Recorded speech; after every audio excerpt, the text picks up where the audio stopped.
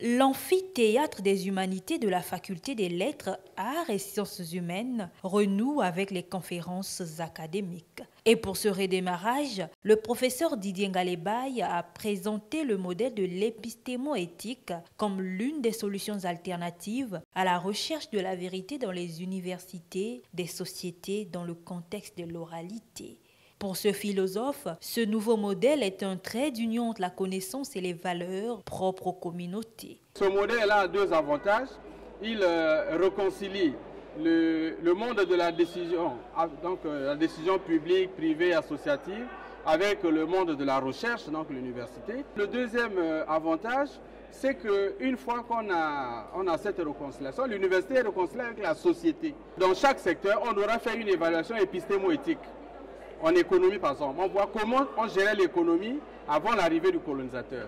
Comment on gérait depuis que le colonisateur est arrivé, comment on gère ça aujourd'hui. Quand on fait cette comparaison historique, on trouvera les failles à améliorer. À ce moment-là, on va voir que la plupart des problèmes que nous avons aujourd'hui ont des solutions dans le passé, que nous avons abandonné par le fait que nous avons tourné le dos au passé et on a embrassé avec ivresse ce que l'Occident nous a donné. Donc à ce moment-là, les recommandations qui vont sortir de ces différentes études sectorielles, sur le plan éthique, sur le plan épistémique, éthique, juridique et institutionnel, permettront au ministère de se refaire. Chaque ministère ainsi va faire une loi de programmation du développement qui permettra que même quand on change un ministre, il y a la loi étant déjà adoptée, chaque ministre qui vient va travailler sur la même base, les budgets ne seront plus saupoudrés et les ministres ne vont plus gérer les affaires courantes et les audiences, parce qu'ils n'accèdent pas aux causes causantes des dysfonctionnements que l'on voit.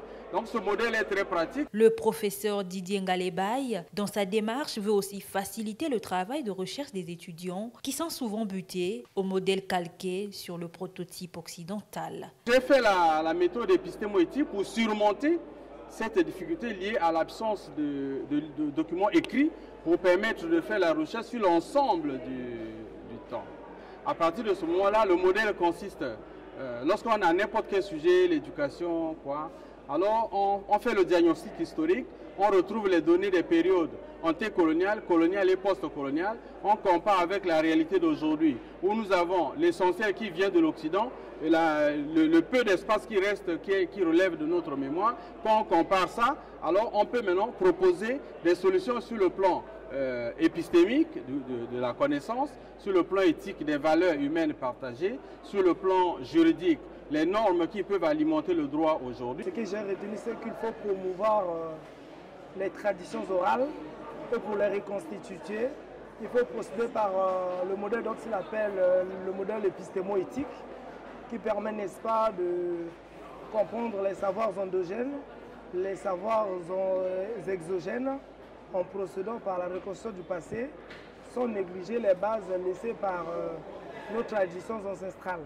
D'où appelle-t-il à revoir la copie du Conseil africain et malgache pour l'enseignement supérieur. Le CAMES, comparé aux systèmes nationaux, le CAMES est un moindre mal. J'ai attaqué techniquement le CAMES pour le pousser à se réorganiser et qu'ainsi on ne puisse plus porter atteinte à sa dignité parce que les problèmes qu'on attaquait auront été corrigés. Les participants à cette conférence académique, dont le professeur Théophile Obenga, Grégoire Lefoba et plusieurs étudiants, notamment en philosophie, ont apporté, comme l'exigent ces rencontres, des commentaires constructifs qui devraient contribuer à solidifier cette idée novatrice, ouvrir les yeux sur les erreurs et les lacunes dans la recherche effectuée.